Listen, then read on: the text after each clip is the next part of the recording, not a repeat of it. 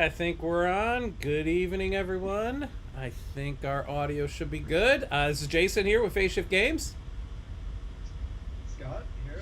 Scott here, designer of Drop Drive and Welcome, Dungeon Drop. Scott, and welcome to all the folks who are listening in on any of Facebook, YouTube, and Twitch. We're streaming everywhere.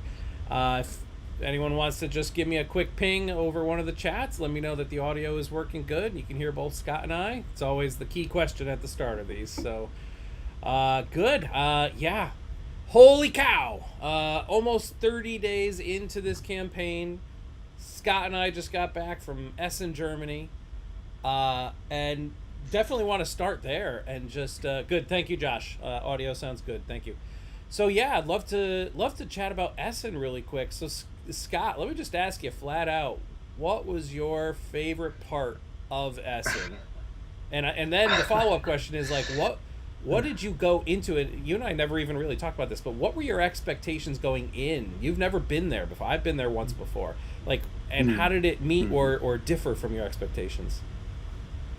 Yeah, that's a lot. Yeah, that's a lot. So it was. I mean, honestly, it was a pretty overwhelming experience. I've always wanted to go to. I've wanted to go to Essen for years, just to go.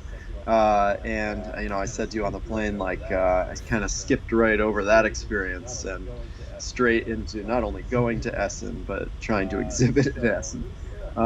So it was. I mean, it's amazing. One of those experiences I wanted to have in life, and now I get a chance to do it, and do it with good people too. Jason, you're a great host, and we had a really good time. It's super busy, but it was just amazing. I mean, it's amazing even our little breaks to take a walk around all these convention halls, and like as a designer you can see a snapshot of just everything going on right now in the industry and just take that all in at once. It's an incredible experience. Yeah. And your favorite part of it? I mean, just the whole thing, or? Oh, favorite part, yeah. Oh.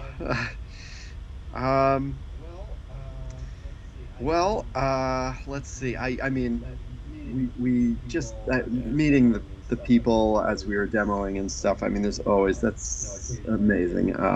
Occasionally I get to like sign my signature on a game box, which is again just like childhood dream coming true. And I also loved our evenings out. There really wasn't much more time to spend around Essen than the evening, because the convention ends at 7. Then we clean up and head out. But our evenings out, just with the team, you and Greg, Tavern Tales designer, Timia, shout out to her. She helped us a lot and was just a lot of fun to be with.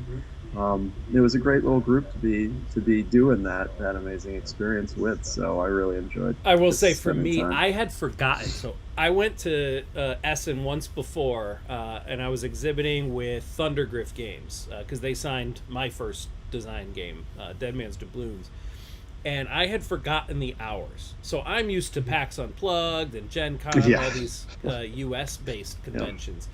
And the Essen convention is the longest hours. So the hall opens at 10, which is nice. That's a little late. It was 10, right? Or was it 9? 10. 10. It was 10, but we're getting up at maybe 7. Just our whole routine to get there and everything. But then it goes till 7 at night. And it's like 7. I've already eaten by 7 in most cases. So we're just leaving. No, the convention closes, and then we got to close up our booth while all the attendees have left. And now it's like 7:45 or 8 before everything's closed down, and we actually leave the building trying to find a cab to try to find a place for dinner. So that was my misconception. I had forgotten those hours. And it definitely, we had intended to do a lot more work in the evenings, you and I. We intended to possibly do a live stream. Right. And, we got a bunch of people here tonight. I would have loved to do a live stream from Essen, but wow. Oh, no one would have wanted to see that live stream. The most dead live stream. We were exhausted. Man, it was good. And thank you for bringing up the names. I want to shout out to Greg Skolnick, the designer of Tavern Tales, who sold out of his game twice while we were there. Now, we had a limited supply, but we brought in Yep. what we could for day one. He sold out of that on day one. So then day two, we Yeah. had no Tavern Tales. Yeah, great reception. And then our warehouse in Germany is it's about 4 hours north, and so they were able to courier down, like FedEx or whatever, an extra case of Tavern Tales for day three. So we had that, and then by midday day three, he sold out of those. So he was elated. You know, he just kept selling out of his game, and I do think that That's great. there was a realization, because so many people came up to the booth, and not for nothing, but I'm used to people coming up to our booth at other conventions asking about Dungeon Drop. That's kind of the one that put us on the map. There was a lot of people coming up just asking for Tavern Tales. And I said, no, I'm sorry, you know, we're sold Absolutely. out. We've got Dungeon Drop, and and some people are like, well, I'm not interested in Dungeon Drop. It's like, okay, that's fine. It's not for everyone, but it was a surprise. And I think I didn't realize ahead of time how much Germany is the land of like taverns and beer, and Tavern Tales has like a sweet spot in Germany, and next year we're gonna capitalize on that. Yeah, a few more boxes. No, we'll do up some marketing for it as well. It definitely was something that was a little eye-opening in a great way. So yeah. Oh yeah, absolutely. Essen was awesome. Dungeon Drop showed super, super well. Non-stop stream of sales of Dungeon Drop. And of course, you get to play Drop Drive a few times, and then we had a full display set up permanently in the booth, and just a constant stream of people coming in to review it, look at it, have one of us explain it. I think all that was stupid awesome.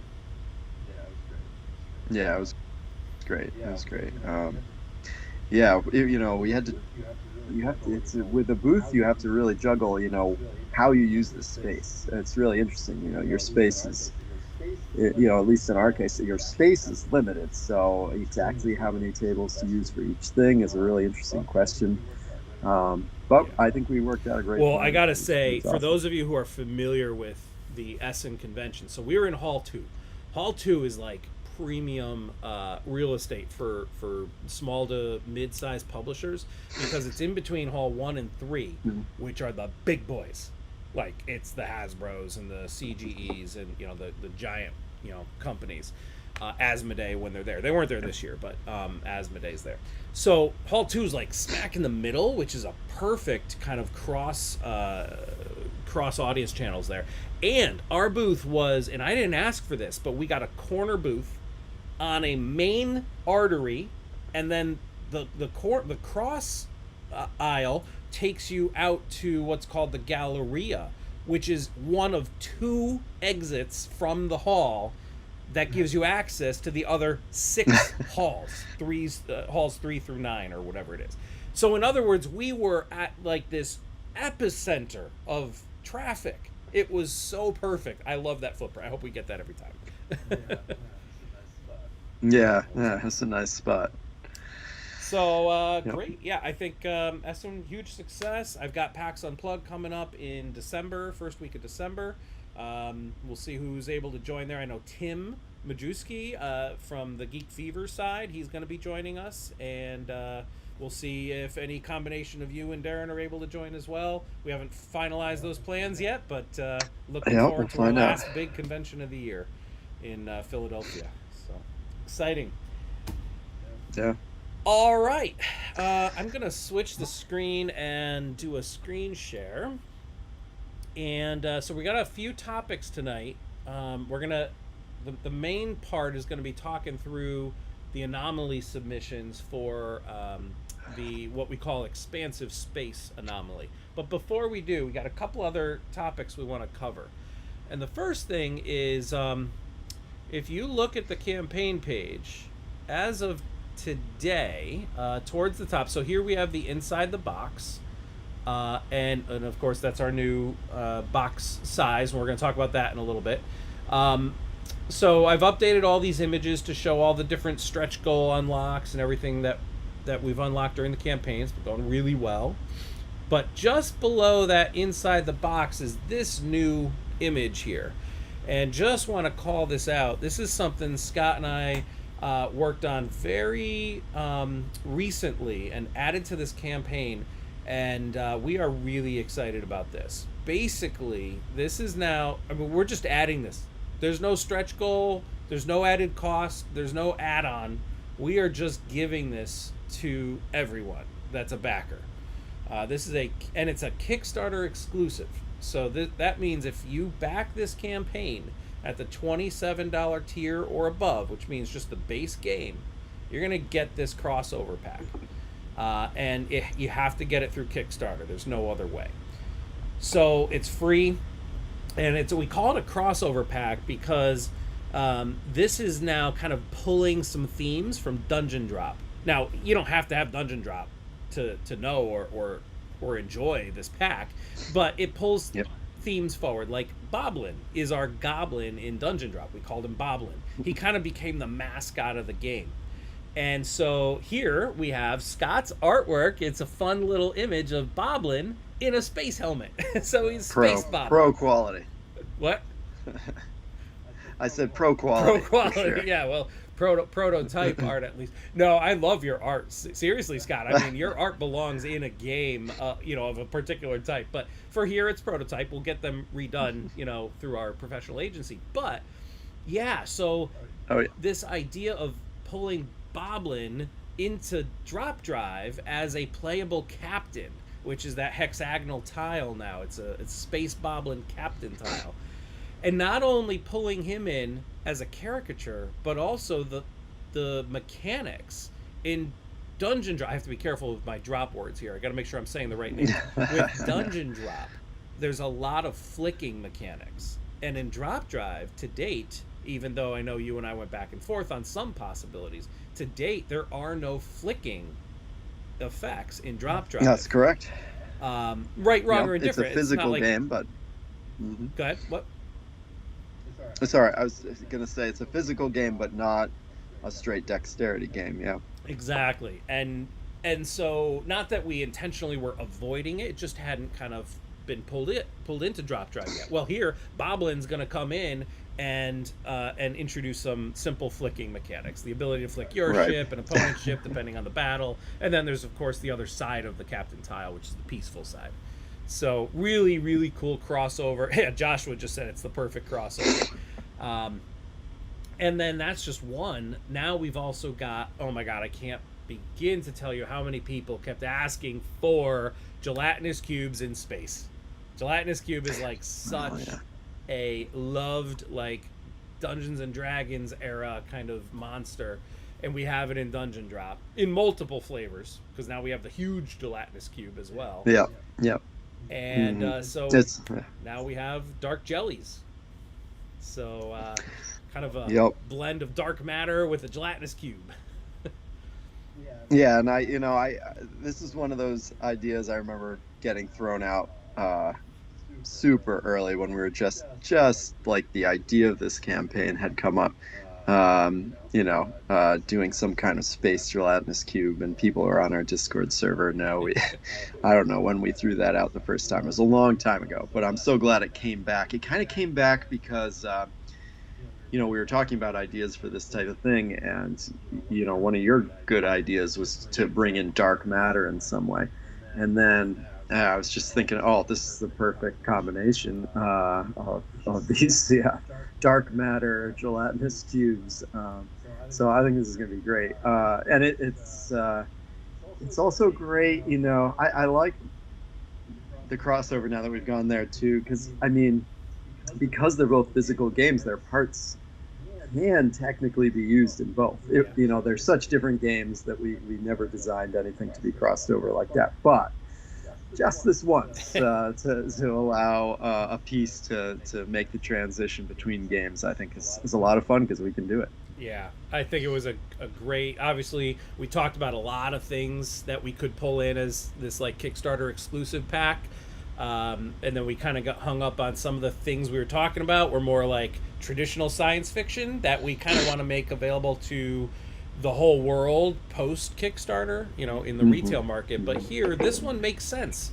because Yep. so much of our existing community is Dungeon Drop. They are Dungeon Drop fans, so this crossover just Right. makes sense. So really exciting. And then you had this idea at the end, Scott, to the point of being able to use them in both games. That, well, we've got these now purple gelatinous cubes, which are presumably going to be the same size as a huge monster in Dungeon Drop. Yep. So now we will also include in this pack a huge monster card for Dungeon Drop to let you use the dark jellies in Dungeon Drop. Perfect. Exactly. Perfect. Yes. That is so that's that. Free for everyone that is here on Kickstarter with us. So not much else to say other than that these are prototype artworks. Will obviously work, and the rules. I mean, we have some placeholder rules here for the dark jellies. They may change how they exactly work. The specific abilities for Boblin might change, but this is a good stab at what these will be. Yeah, they'll definitely be moving things around, and I love the concept of bringing just here in this very particular corner a little dexterity into the game. Indeed. Okay, with that, let's move on to our next topic. I'll leave this here. What I'm going to do is play a 20-second video for everyone, and then we'll talk about what that is. But basically, you're going to see our new box design for both the base drop drive box and the deluxe edition, or the deluxe upgrade box, and how they kind of play together. So let me play the video, and then we'll talk about that.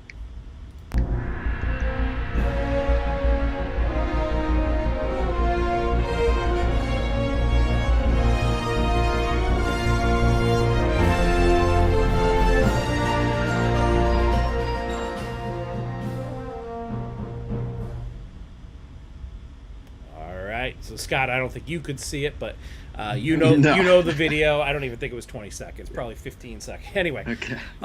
So this kind of came out. This was the productive work that you and I did a lot of at Essen, and then we were communicating with Darren back here at home base. As we had free time, but when Drop Drive began, we had. I don't know if I have it in the room with me, but we had the cubicle box size, the same box size as Dungeon Drop, and we've got the prototype box in the other room. You've probably seen pictures of them, that same cubicle box size, and we did a lot of soul searching on this, and ultimately concluded that Drop Drive is a different game. Not only is it different, but it's at a different scale in terms of the depth of the game, the types of components, the quantity of components. It just is a bigger game and a slightly deeper game. And the artwork supports that as well, right? Like Dungeon Drop, the really cute chibi artwork. Drop Drive intentionally has a richer artwork style because it is a more immersive game experience. And then the game model itself, the sandbox, do anything you want. It's just a more immersive game. And we did not feel that the box adequately conveyed that. Right. If I scroll here, okay, so here we go.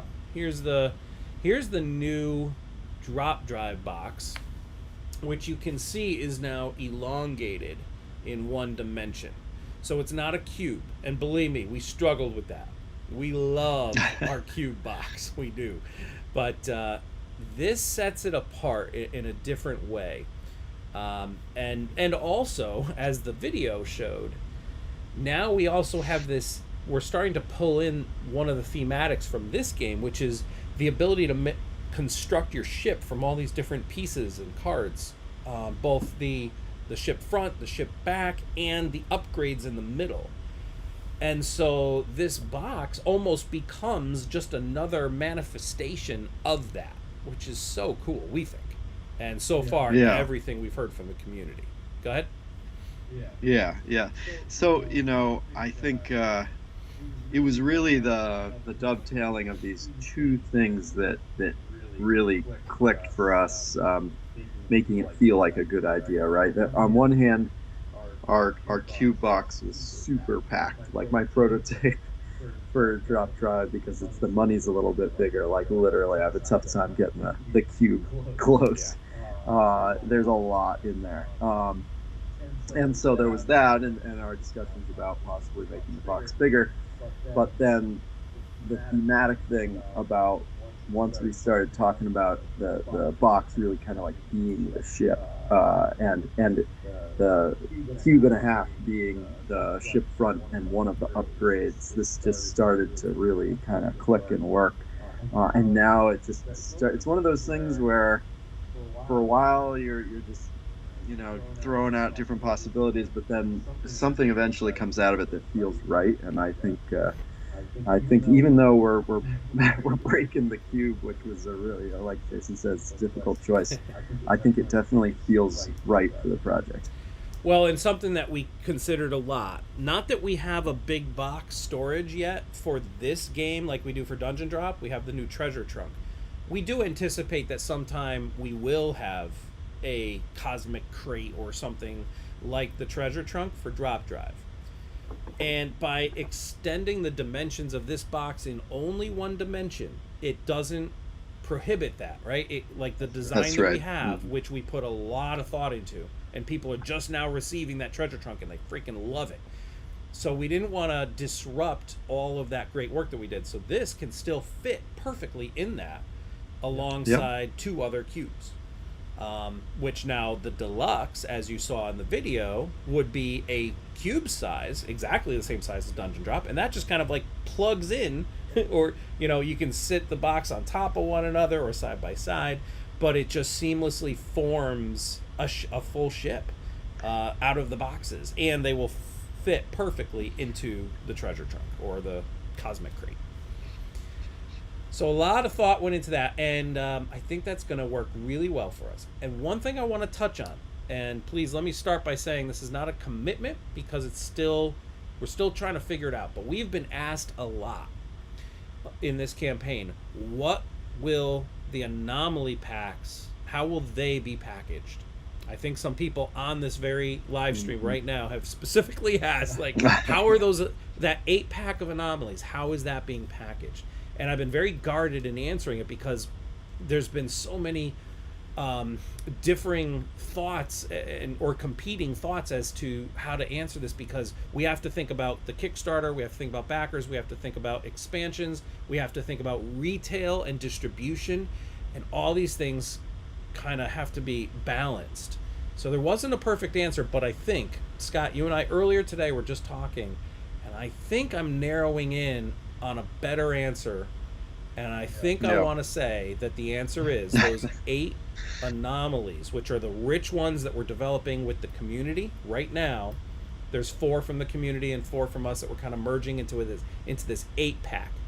I think that 8-pack is gonna be another cube box, and that means we would presumably stylize that box to look like a bunch of upgrades in the middle of the ship. So you've got the base game over here, you've got the deluxe box over here, and now this 8-pack of Anomalies will slot in between and form a full like ship out of 3 boxes that would all perfectly fit in one side of the treasure trunk or the cosmic crate. It's almost like too perfect, and I feel like there's something I'm missing here, but it would give you a place to store all these different Anomaly packs. You could put the shipping shenanigans in there and the limited promo pack. All the things that we're giving you would fit in there, and I think that may be the right answer. And it's also really good for retail distribution. Jason, just to clarify, it would be a full cube versus a half upgrade. I think it would be a full cube because 8 Anomaly packs, they each have an envelope which stores all the components, like the cubes and the cards that relate to that anomaly. And I don't know, as 8 of those envelopes with the cubes and everything and all the other components that are in there, it's not just cubes actually, I don't know as that would even fit in a half-size box. Again, we're not committing right now, but I do think the 8-pack will have a box. It will be appropriately sized, and I think that size will be a full cube. So that's what which means the artwork on the sides of the box would actually be 2 upgrades because they're exactly half of the Right. cube size. But that would still work perfectly. Yeah, it would. Anyway, welcome thoughts. So, anyone listening in or watching afterwards, let us know what you think about it. I think it's the best thing for everyone. I think it's the best thing for the backers. It's now basically just it's the Anomaly expansion for all intents and purposes. It's got 8 built-in anomalies in this box expansion. And then it has room in there for other anomalies that we will be making, like the ones in the limited promo pack, in shipping shenanigans, the one that we just announced as the Kickstarter exclusive. You basically would be able to keep all the anomalies in that one kind of middle box in this set of boxes. So that's the thought on that. It's definitely gonna look cool. Oh god, yeah. Well, and we put a lot of thought too into the orientations, because you could imagine some people like to store their boxes horizontally, and because it's space, I mean, technically you could have it anyway. The artwork would work, but we have if you notice in the picture here, the way that the logos, the drop drive logos are, in this side that's facing forward here, it's oriented horizontally, but then this top face, you'll notice the drop drive logo is oriented so that you can store the box vertically. And then you could do the same thing with the deluxe box, and then eventually this Anomaly box in the middle. So you can store it however you want. You can rotate it in all these different orientations, and then store it horizontally or vertically. I don't know. Just seems like it really carries forward the theme of the whole thing in a great way. It's fun. It's fun. Okay. I think we can head over to the main topic for tonight, which is where Scott and I go through all the different anomaly submissions for the next anomaly. So this is now the 3rd anomaly with submissions from the community that we're going through. The first was the Stargate, which we now call Dropgate. We went through all those submissions and we voted, and we have the final results, and that one's fantastic. Then we had the 5th Element anomaly. You and I, and maybe Darren, I forget, we did a live stream where we went through all the submissions. We haven't solidified into a final poll yet. I think we hoped to do that out at Essen, and then of course since coming back there's been no time with the end of the campaign. We will do it, everyone, but it doesn't need to be done by the time the campaign ends. So we'll continue over the weeks to come. But anyway, that one we went through. And now this is the 3rd one, which we called Expansive Space. And I'm glad we called it that, because it was originally supposed to start as the science fiction universe that it was pulling from was The Expanse, which is a popular, I think it's on Sci-Fi Channel. Yep, Popular and book series too. Oh, is it a book series? I don't know. I don't read books. But we decided, I don't know, a week or 2 ago, whenever it was, that we were going to add to this anomaly, so that now the submissions can cover The Expanse, and or Doctor Who, and or Hitchhiker's Guide to the Galaxy. So we expanded the Expansive Space anomaly. So you will see as we go through, the first chunk are going to be from The Expanse, and then there's a second chunk that start to pull in Doctor Who and Hitchhikers. And the reason we did that was because it's interesting. This universe got a lot of votes when we did the voting on the Board Game Geek poll as to what were people's favorite universes. But in the middle of the campaign, which is during the lull, which of course every campaign experiences, which is unfortunate, but during the lull, we didn't get a lot of submissions relating to The Expanse. So we felt we needed to kind of broaden the topic and the subject matter to include Doctor Who and Hitchhikers, and now we've got plenty of submissions in it. So that's why we did that. I'm interested, one of the reasons I think this was a good decision to make was, you talked a little bit about the 5th Element contest, which has become an interesting one. Jason and I talked about it a bit at Essen, and the Fifth Element has such a strong storyline to it that a huge portion of the submissions are essentially all working towards the same thing. Like, how do you Yeah. recreate the key core of the Fifth Element story in our game universe? Some sort of gathering of these kind of elemental stones from the system, and but all in a lot of ways, all these submissions are working together towards that end. How to do that best. Whereas here now, with the broadening of this, most likely any kind of community contest that we get to is going to have some more varied options from the community to choose from now. So that'll be interesting as well. Yeah, no, I think that's spot on. Very linear storyline versus here. I think as I skim through, and I didn't have much time to really deep dive into these yet, so I'm going to do that in real time here today. But I think what I saw is like, there's a Babelfish specimen. There's the Pangalactic, whatever, Gargle Blast or whatever it was called. I forget. But, there's just kind of more specific things that could each be an upgrade or a specimen or a passenger, as opposed to the Fifth Element was like, we got to recreate the storyline from beginning to end. And I think it just naturally lent itself to that. Yeah, it did. All right. So let's get into this. Like I said, I have not had a chance. I think, Scott, you had more of a chance to go through these already. So we're going to go through these together. Yeah, I took a quick look through it for sure. All right. And so, again, the first bunch of these are going to be the Expanse related. So Joshua is on the phone, on the call with us here. I'm so old school. I say on the phone with us. So we have Protomolecule. Now, I'm also, by the way, I'm less familiar with the Expanse itself. I know I will love the series. I just haven't had a chance to watch it yet. So I see something like Protomolecule. I can understand what that word generally means, but if that is like a specific term in this universe, I don't know it. So caveat there.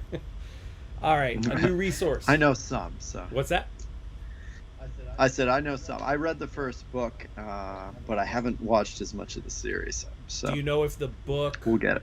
Is the series very close? I think it's pretty close. Although people will definitely correct me if I'm wrong. All right. So this is a new at least in the beginning dropped into space.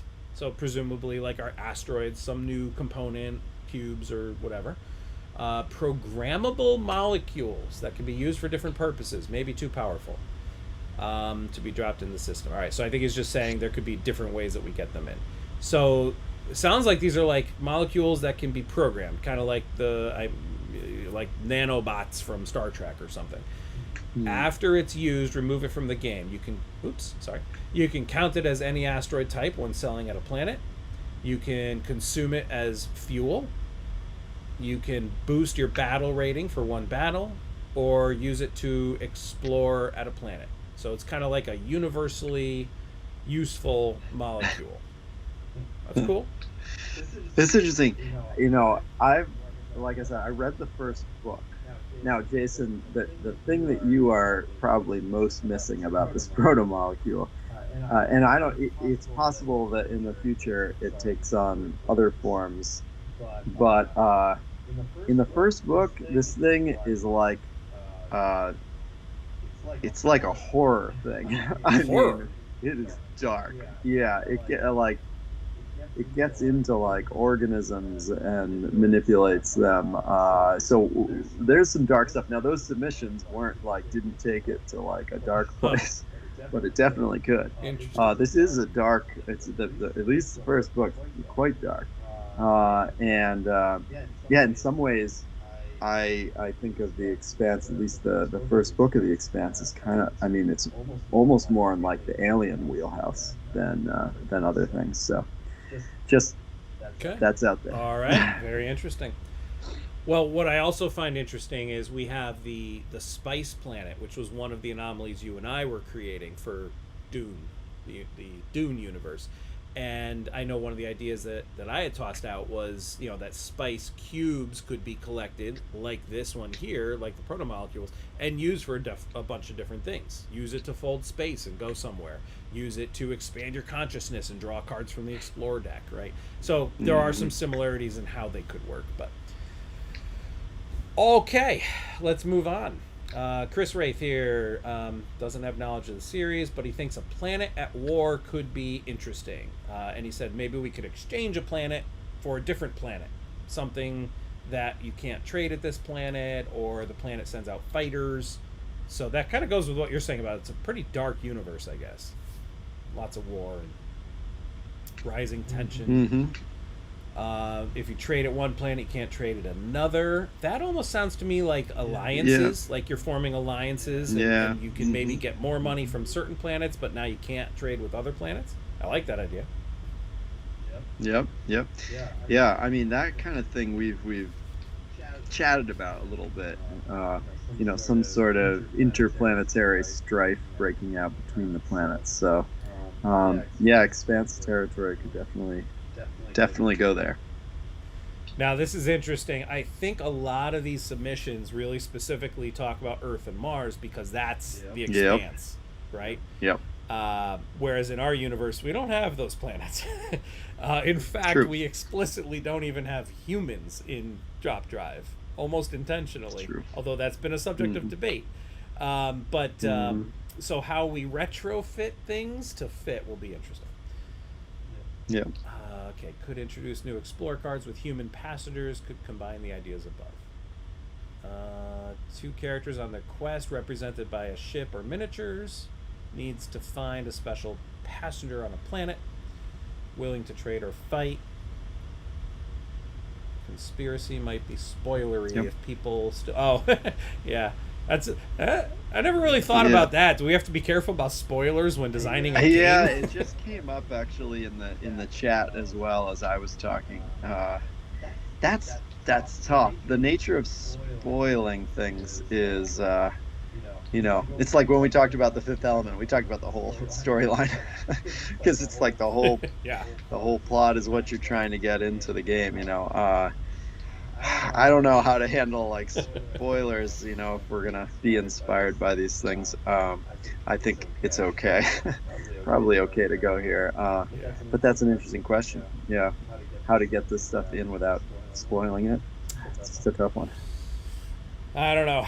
Okay, well, so Brendan Taylor, again, his caveat that he's not seen the series. It's interesting. We had all these votes for it, but then the top people who responded to the submissions were ones that hadn't ever seen it. I know. Kind of a different audience, I guess. All right, 2 variations of the mystery. Go to planets in order to explore and gain evidence of a conspiracy. So, by the way, I love this idea of kind of a linear progression, that there's maybe a certain order.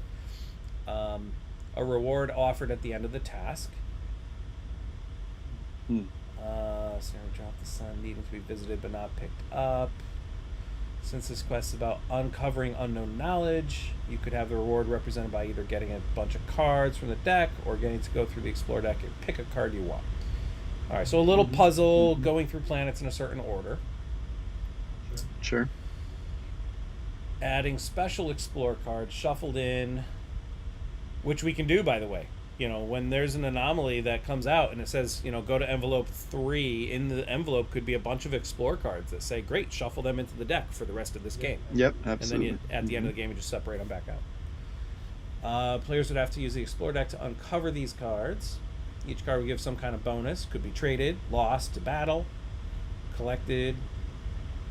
Better bonuses than the individual bonuses. This almost reminds me of the whole what was it, Voltron, those kinds of ideas where you got separate things that can come together.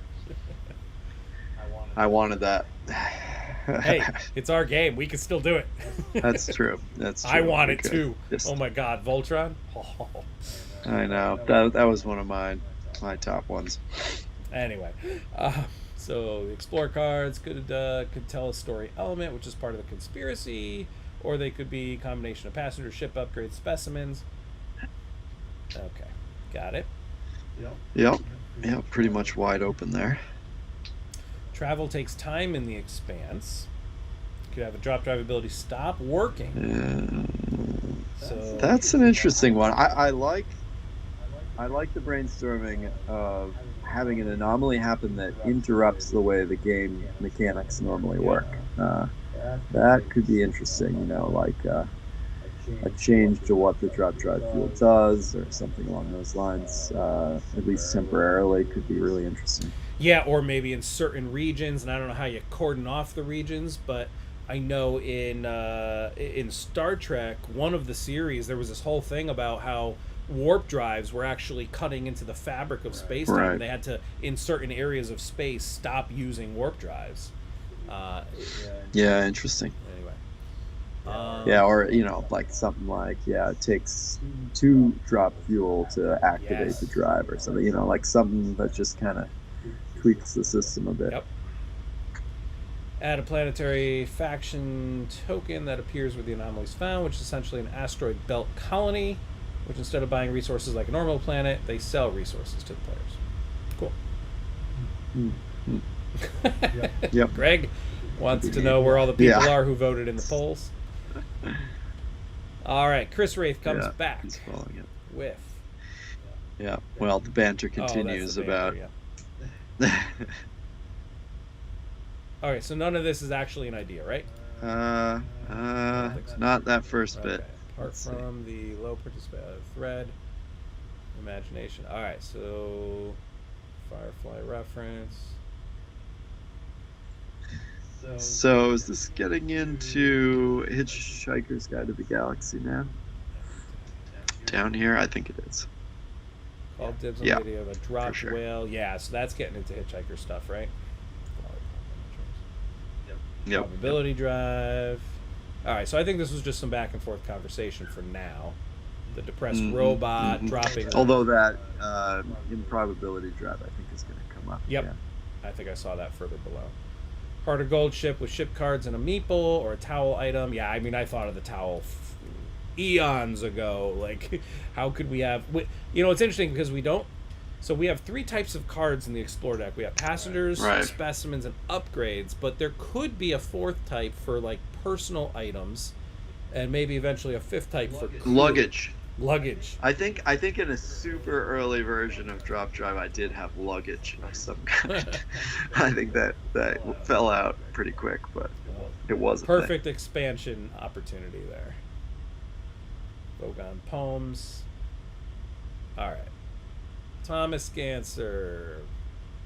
Very difficult anomaly, since it's a very rich plot with twists. By the way, everything I'm reading about this like dark universe, conspiracies, planets at war, I need to. Oh my god, I need to watch this. You would like it. This is a very serious sci-fi, interesting world. I love it.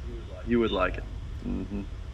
All right, he likes Joshua's idea. The proto-molecule acts as an infinite drop fuel, can be traded for the highest price.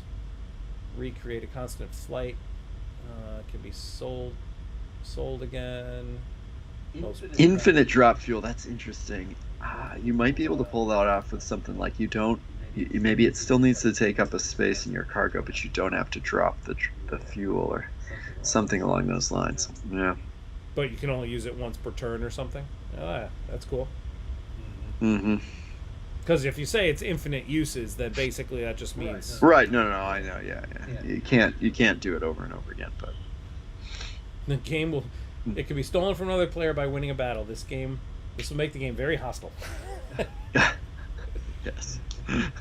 Let's see. Asteroids are dropped on Earth by the terroristic better faction of the Marco, whatever. Could be asteroid tokens placed on planets. Planet markets. It's that concept that you could, in some sort of interplanetary universe, you could attack a planet by essentially launching giant rocks at it. That's cool. Mm-hmm. Throw dice at it to place an asteroid on a planet, removing a market token out of the game. Even or uneven numbers, or 1 through 2s are asteroids, the others are not. So it kind of goes in that, it would be interesting to have a couple of the planets go to war with each other. Yeah. I don't know if this anomaly is that exactly, but that would be interesting. Two of the planets go to war with each other, and there's some effect there. That's cool. Very cool. Okay. Josh McCartney again. Likes Thomas's idea. Not enough direct fandom. Alright, so then more back and forth. I then announced that we're going to add Doctor Who and Hitchhikers. So then we come back, and now we start having a new set of submissions. So Joshua comes back. Doctor Who. Now, I have to think. I have seen... So, since the... oh my god, I'm forgetting all their names now. So before David Tennant was... the previous Doctor, I forget what his name is, but I saw from that season all through the David Tennant and then the Matt. Oh man, I'm losing my geek cred here.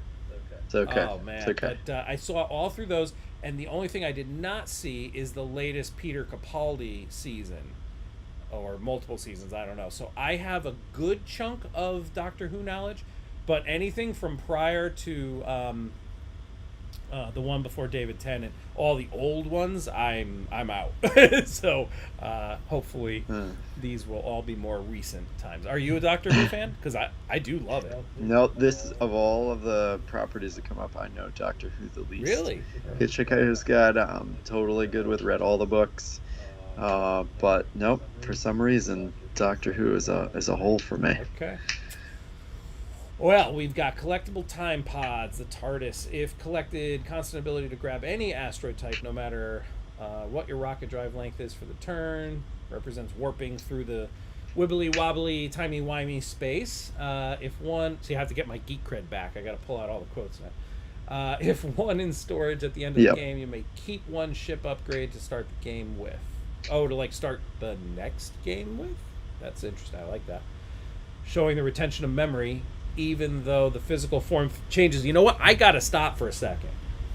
I think what Josh was saying, and if he's not saying, he should be, is, I mean, the Doctor reincarnates. I mean, so you go from season to season. I don't know if you know anything about the lore, Scott, but like when you went from, why can't I think of his name? I actually really liked the actor before David Tennant. Somebody in chat, tell me what his name is.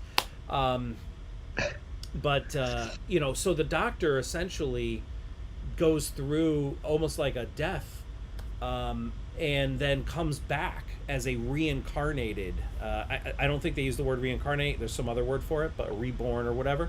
And it's like he retains the memories from the previous Doctors, but he's a new personality, he is a new being, and it's... If Josh was getting at the notion of stringing together multiple games of Drop Drive where you retain a memory or a hint or an echo from a previous game, I love that. That could be fun. So cool. Yeah. Yeah, that's neat. I don't, that's meta. How we build that exactly into the system would be tricky, but I don't know how. Interesting idea.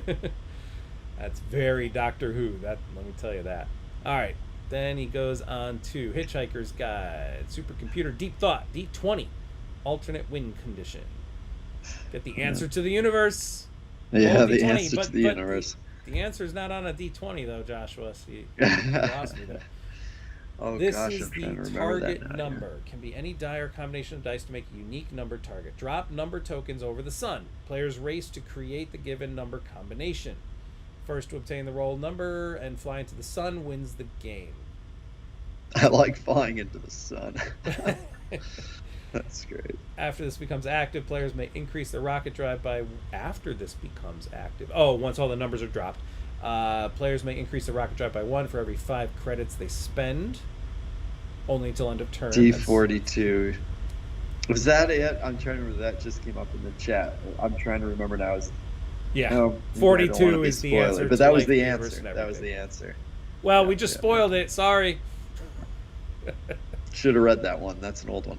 Yeah. This gives players who are already winning an advantage, but not a guarantee. So this brings back that whole question of, is it okay to do an alternate win condition that you just win instantly, versus Yep. do we soften it a little bit and just say you could do this puzzle and you're going to get like maybe a boatload of credits, but you're not necessarily just instant win, so that other people still have a chance to win their own How about strategic way. 42 credits? You get 42 credits. Well, that'd be a lot, but yeah, could be. So that's neat. I like that. Mm-hmm. All right, Chris Wraith. So we got a Doctor Who thing here. Drop a number of TARDISes over the sun. These are used for different things. Warping time. Put a special area for time travel to the side. When the TARDIS is collected until the next turn, all collected items are put there instead of on the ships.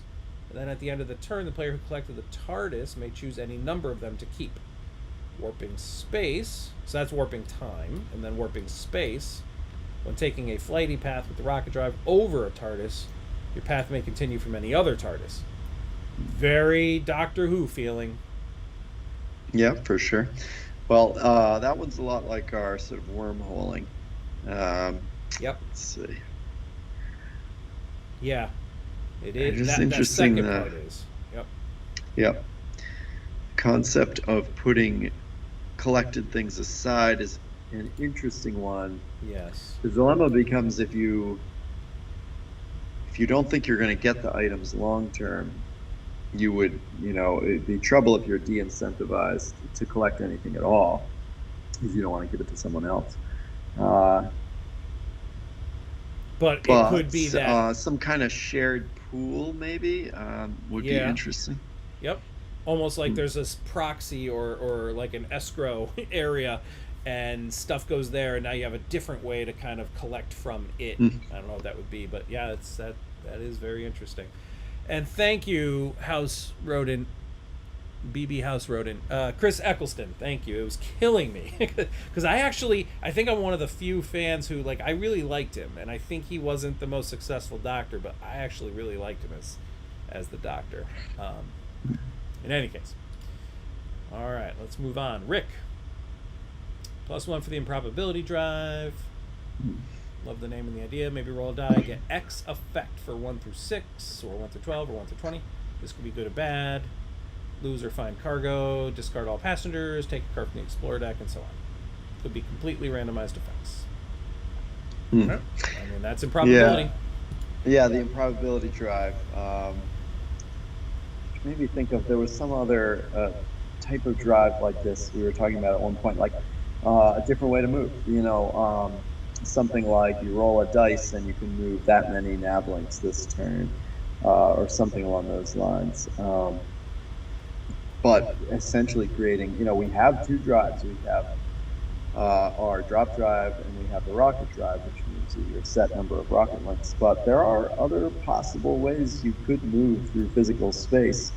There's 2 or 3 that I already kind of have in mind, and something this improbability drive could be a way to get into that. Yep. Joshua said in chat, I think in reference to one of the earlier ideas, that it makes your credits a resource. So, so have a lot, you keep your advantage. Well, I think the point is that what we don't have right now is any way to spend credits during the game, and kind of balancing. You want to get credits because that's how you win, but maybe there's a way to spend credits to get perks that might ultimately net you a positive gain. Yeah, I do really like that. We don't have anything like that yet. Yeah, that's true.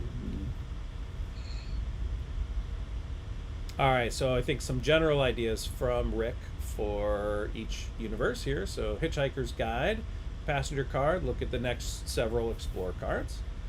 Point of view gun, force a captain's stance when fighting. So this has come up a few times, and I think it's too easily abused.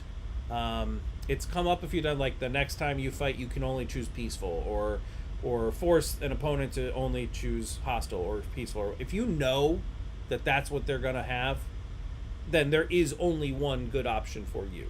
So it takes all the choice and the intrigue of that system out of it.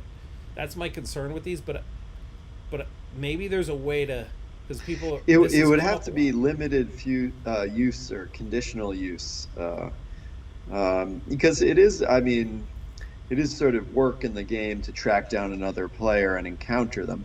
you're right that it destroys the kind of little, prisoner's dilemma thing that we've got going on. But there may be some condition under which it could work. I mean, like for example, something that allows you to take your captain benefit without an encounter or something like that. There's certainly got to be a few ways to mess around with it. But Jason's right. What you can't have is a tense reveal of tokens anymore. And we got planet builders, drop a new planet into the game, rearrange market cubes on an existing planet. I do like that a lot. There's a few times that we've hinted at being able to manipulate the market cubes. Could see that working. Yep, absolutely. Planet destroyer, Vogon. Negative effect when in combat. Vogon marksmanship. Okay. Another way to do the POV gun would be something like when you encounter another pirate, you both take your peaceful action. Like you both get to take. It's like a forced peaceful encounter. Yeah, that I can see. But everybody has to take my positive benefit, something along those lines. I don't know. Yep. Interesting. Yep, I could see that. Doctor Who. Oh yeah, so the TARDIS, bigger on the inside. Ship upgrade that doubles all storage bays on the ship. That might be too good, but I like the idea that you could do some expansion of space. Yeah. I like that idea too. That you'd have to limit it some way, like it doubles them, but maybe they have to store the exact same cargo piece. That's an interesting idea. Like it's a yellow asteroid, it's got to be another yellow asteroid or something, just to limit the use of it. That's cool. Also, you could have maybe ship upgrades that are just better, but maybe they cost money to use them, or something. To Joshua's earlier point, maybe you have to buy it. Exactly. It's a premium component. Time travel loop lets you sell at the previous sell value of the market. Yeah, so market demand token manipulation again. Yep. Cybermen, copy another specimen or passenger, makes all the current ones. Make all current ones Cybermen specimens or passengers. Sonic screwdriver. Sure. Draw an explore card when collecting a salvage from space. So just an immediate explore card benefit. Oh. Now, even though I don't know Doctor Who, I have heard a lot about the Sweeping Angels. Yes, that is. I mean, it's my single favorite episode of Doctor Who.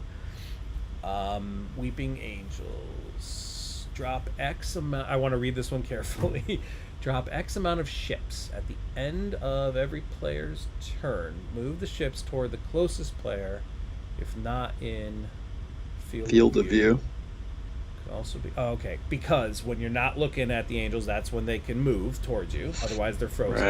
Right. So let me go back and read again. I'm sorry, I gotta absorb this one properly. So you're dropping X amount of ships. Are we saying that these are the player ships or some other enemy ships or something? Probably not enemy entirely ships. Sure. I think there's some kind of new enemy ships. Yeah. NPCs.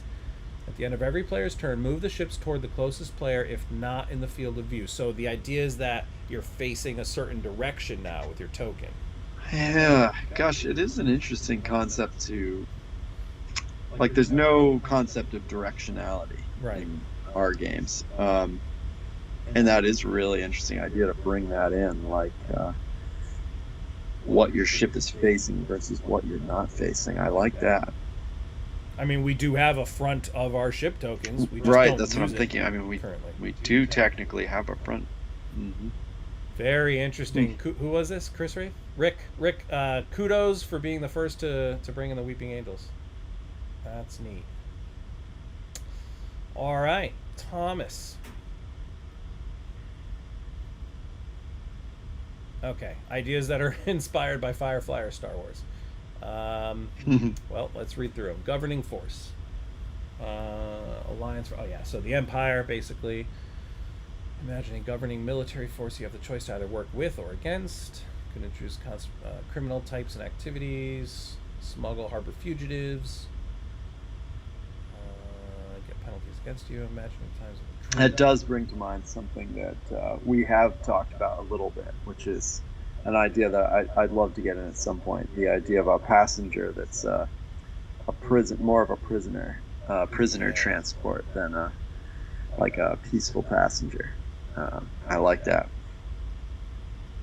Working with the Alliance would also need some benefits, and so it sounds like the idea that there's like a major overlord faction kind of thing, and you can choose to either work with them, get some perks, but under their duress or under their whatever tyranny, or you can fight against them as the rebels.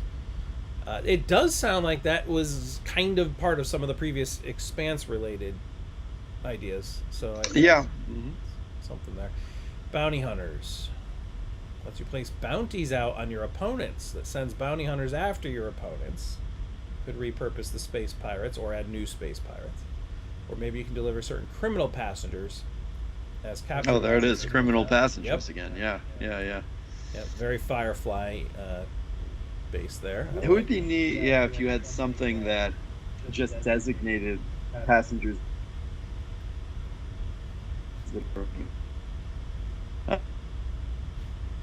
Oh, Scott? That would like that idea. Oh, did you lose me for a second? Yeah, you broke up there for a second. Can you hear me? Just repeat that? Yeah. I was saying it would be interesting if you had something in the game that kind of redesignated certain passengers that already exist in the game as criminals now. Yeah. Like they've done something wrong. That would be interesting evolution. Yep. Story there. Okay. Yeah. Next up, I think we're getting towards the bottom here. Thomas again, Hitchhiker's Guide. This Anomaly will add a lot more passengers. Yeah, 42. Just add 42 passengers, no big deal. Passengers with the Talon gadgets like the Pan Galactic Gargle Blaster, Lemons, Flower Pot, and more, and the Curious Whale. Passengers won't give anything for transportation, but the player will receive the Hitchhiker Guide token for it. The player with the most tokens at the end of the game gets 10 credits. So, this is like a set collection thing that we don't have. Like a most, whoever has the most of something at the end of the game. That's cool. That could be neat. That's cool. And the Golden Heart, dropped in the galaxy, infinite improbability drive. When collected, you can bring it directly in any position you want as long as you transport a hitchhiker. Then the heart is redropped, which is the ship. The drop drive is actually a probability drive. It is totally improbable that you drop directly to the position you desire. I like, that whole thing that the improbability drive, that things could just transform into something else, could be interesting. I don't know if there's some way we could have you target a certain area or a certain item and have it randomly transform or swap places with something else. So that's a piece of salvage, but then it becomes like, a pink asteroid or something. I don't know. Well, it's an interesting one to think about. All right, well, that was the last one. So there's a lot of different things in this. Yeah. I think we thought that the Fifth Element one was going to be hard. I almost feel like this could be harder because there's probably 10 ideas in here that I'm stoked about already. Right. Well, I think, what was hard about the Fifth Element one was sort of what we were saying. Like, what was hard we were finding in our discussion was how to break it into different community vote options, because really it almost seemed like a team of people working together on the Anomaly, and I think that can happen because these are really big ideas. With this one, what's hard is sifting through us and like what are the three kind of best ones to present the community with, or 5 or 3 or whatever, because there's totally different things here. Agreed. Well, that is why we'll have some fun with this over the days and weeks to come. So we're not going to get into it tonight. We're in here just over an hour, so I think we'll call it pretty soon. But the next time we meet, which, let's see, the campaign ends on Thursday this coming week, Thursday at 9 a.m. Eastern. So chances are this will be the last live stream before the end of the campaign. But that doesn't mean that we stop any of this back and forth with the community, submissions, ideas, voting, live streaming. So, but what we'll probably do is the next time we meet, which maybe will be next weekend perhaps, is we will go through the Star Trek submissions, or the To Boldly Go submissions. So you still have time to get these. I mean, frankly, you still have time to get in submissions even for the ones we just went through. But especially the Star Trek ones, this is probably the most open universe that just about anything could be done. There's how many? Probably over 1,000 episodes all in between There's so all much of the different series that are out there. I can't even imagine. And yeah, And I grew up on Star Trek The Next Generation, just watching every episode of that with my father. So but I've seen a lot of episodes of the other series as well. So I'm super excited to see what comes in here. There's like you're saying, there's just so many possibilities, tons. Yeah. Can't wait for that. But I think that will be it for tonight. I'm going to switch the camera back to just us two. We'll stop sharing the screen. And closing thoughts. We're 4 days away from the end of the campaign. How you feel about everything? I mean, this was a roller coaster of a campaign. It was definitely. There were some things that surprised us with how certain things went, and we've pivoted, and I think we've reacted very rapidly to some of the dynamics. I think very successfully. We'll see where this whole thing ends, but still a very successful campaign by all measures. Yeah. I mean, Kickstarter is it's the ultimate kind of just. It's an experiment, no matter how much you prepare for these things, once you drop this thing into this totally open community, you just never quite know, how it's going to take shape. And some things have surprised us, both positively and sometimes caught us off guard. But, it's, I think, one of the things is, as we go through this journey, it forces us to evolve certain ways in which we are thinking about the project and the game, and I think it's all going to be really good in the long run. And I'm very excited for the last couple of days. I think it's going to be a good finish, and really excited about where the project is right now. Yeah, absolutely. I know we have, just from being out at Essen, talking to some of our existing partnerships, and then a bunch of new publishers coming up to us talking about, translation efforts, getting our games into different languages and different regions. Drop Dry is going to have a super long tail. It's going to go for a long time. And we know, it's been a great reception, just, as we've gotten in the hands of some early review and preview people. We're super confident about the product. So I think it is just like you're saying, going to be a real interesting adventure from here on out. It's going to be good. Indeed. Well, Scott, thank you as always for spending the time and going through all this stuff. I know the fans love to see our thoughts as we kind of review all of their submissions that they put their creativity into. Thanks so much for everyone watching and for sticking with us. 25 days into the campaign, as always, working with the community and seeing your excitement. We feed off of that. So thank you all very much for being with us. We are going to be very busy over the next 4 days or 3 days as we finalize the campaign. So bear with us, but let's ride this thing out to the end and claim victory together. So thank you all so much for your time. Thank you, Scott. Thank you, Darren and Greg, for all of their support and help with everything. Greg's not part of Drop Drive, but obviously was with us out at Essen and has been a huge proponent and supporting us on social media and sharing all of our stuff.